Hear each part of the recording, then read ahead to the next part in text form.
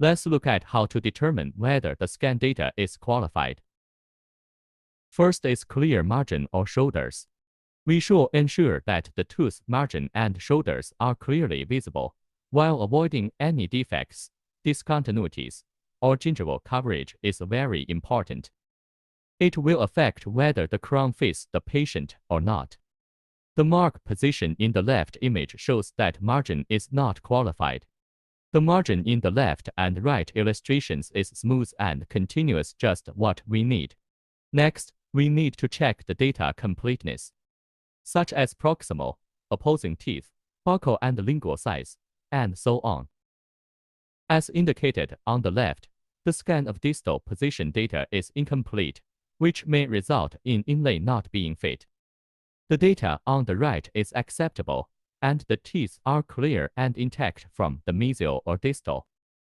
The third part is occlusion.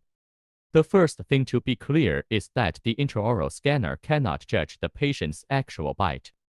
So whenever the occlusal scan is done, we all need to double-check that the scan data is consistent with the patient's oral data.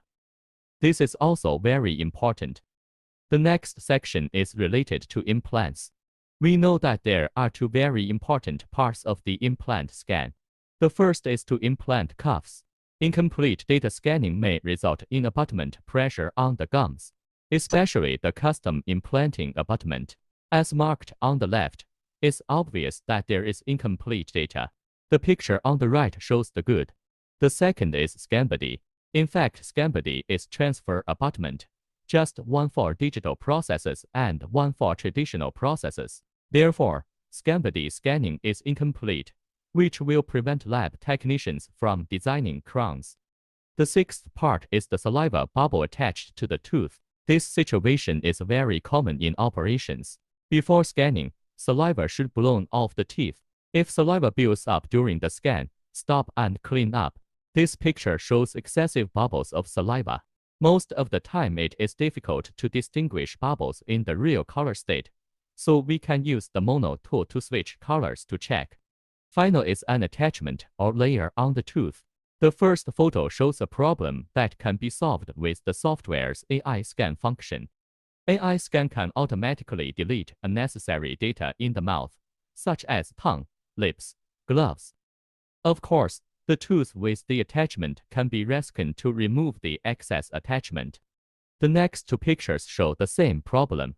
It is caused by incorrect scanning strategy during scanning. Incisal should be scanned while we scan legal or buccal side. This is the most effective solution. The above key cases are all what we need to pay attention to in the scan. It is also an important factor for us to judge whether the data is qualified.